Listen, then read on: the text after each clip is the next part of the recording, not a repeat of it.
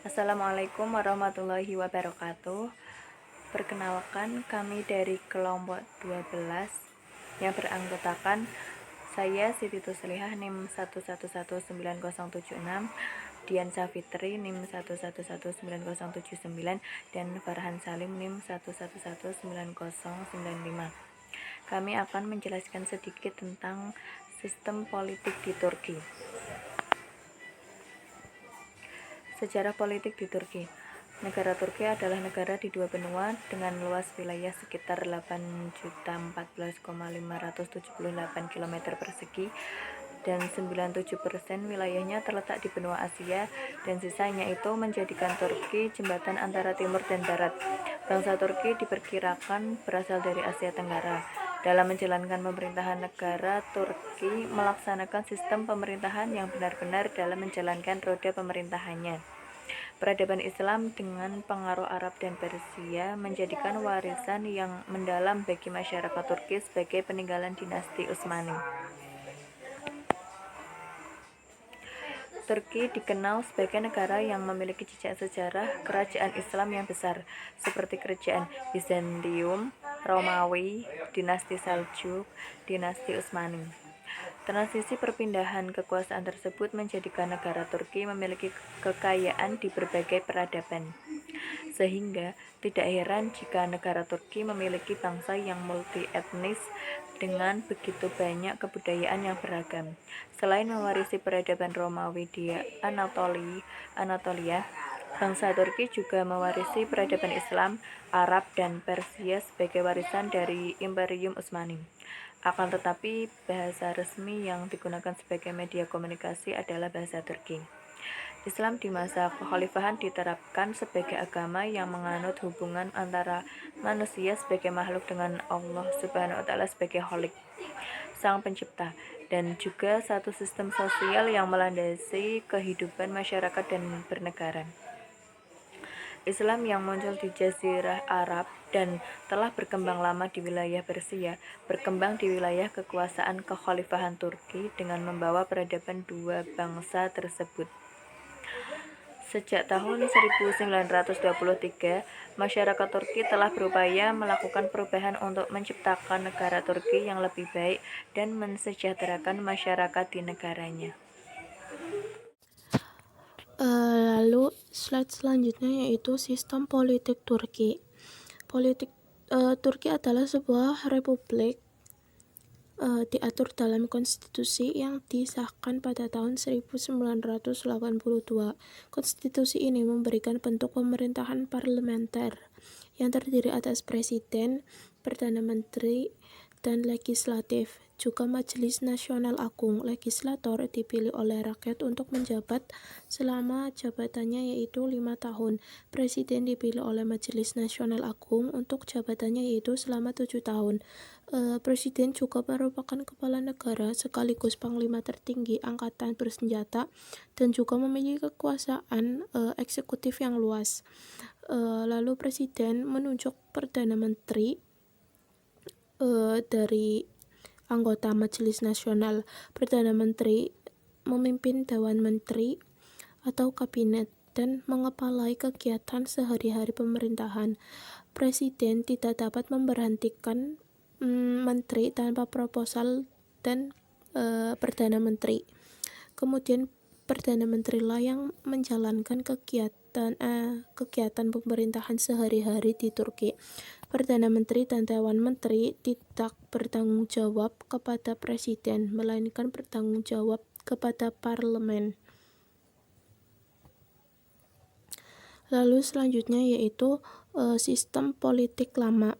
Sistem politik Turki lama ini pertama kali diterapkan pada tahun 1923,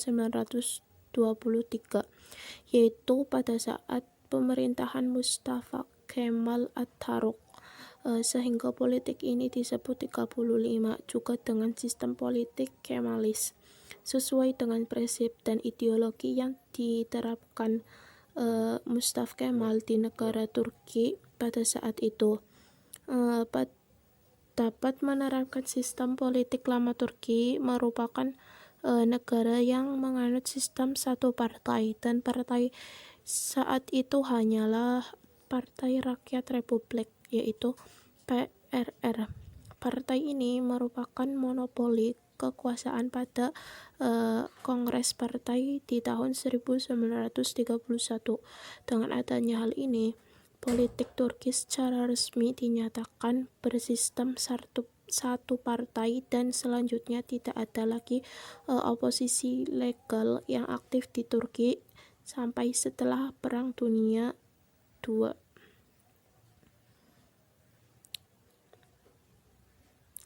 Lalu selanjutnya yaitu sistem politik transisi.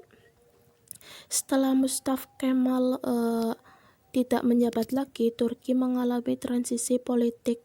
Mereka menggabung satu sistem demokrasi yang dapat mewakili aspirasi rakyat. Kemudian terpilih sistem multipartai yang berbeda dengan sistem politik sebelumnya. Secara garis besar, sistem ini mengikuti 3 kekuasaan, yaitu kekuasaan eksekutif, legislatif, dan yudikatif. Kekuasaan eksekutif Turki memiliki struktur ganda seperti Presiden Turki dan Dewan Menteri yang dipimpin oleh Perdana Menteri. Periode multipartai di Turki bermula sejak bulan Juli tahun 1945, yaitu ketika seorang industrialis dari Istanbul, Nuri Demirel, ia mendirikan partai oposisi yang bernama Milliyetçi Halkın Partisi, Partai Pembangunan Nasional, yang secara resmi terdaftar pada tanggal 5 September 1945. Selanjutnya, sistem politik modern. Pada tahun 1980, militer merencanakan pemerintah Turki ke dalam sistem politik demokratis. Militer mengumumkan bahwa parlemen dan kabinet telah dibubarkan. Oleh karena itu, para anggota majelis merumuskan untuk mencari jalan keluar atas ketidakseimbangan sistem politik pada saat itu. Akhirnya, anggota majelis yang diketuai oleh Profesor Orhan Al-Dikati mengeluarkan kebijakan bahwa pusat kekuasaan Turki di tangan eksekutif dan menambah kekuasaan presiden serta Dewan Keamanan Nasional. Untuk yang selanjutnya, sejarah peralihan Turki sekuler Mustafa Kemal menjadi Republik Islam di Turki. Revolusi Turki di bawah pimpinan Mustafa Kemal Pasha terjadi pada tahun 1919 sampai 1923. Ini merupakan kecemerlangan karir politik Mustafa Kemal dalam peperangan yang dikenal sebagai Perang Kemerdekaan Turki. Revolusi ini membuat Mustafa Kemal menjadi pemimpin dan gerakan nasionalisme Turki. Gerakan ini yang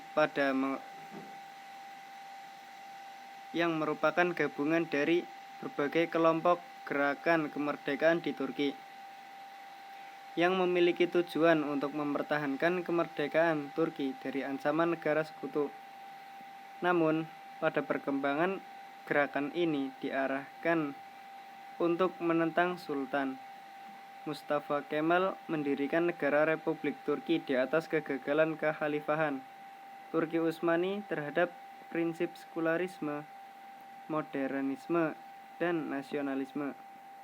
Meskipun demikian, Mustafa Kemal bukanlah yang pertama kali memperkenalkan ide-ide tersebut di Turki. Gagasan sekularisme Mustafa Kemal banyak mendapat inspirasi dari pemikiran Ziya Gökalp. Ia merupakan seorang sosiolog Turki yang diakui sebagai bapak nasionalisme Turki. Dengan demikian, Mustafa dan pengikutnya menggerakkan reformasi-reformasi di Turki dengan dasar-dasar yang telah diletakkan oleh para pendiri-pendiri di kekhalifahan Turki. Mungkin sekian yang dapat kelompok kami sampaikan.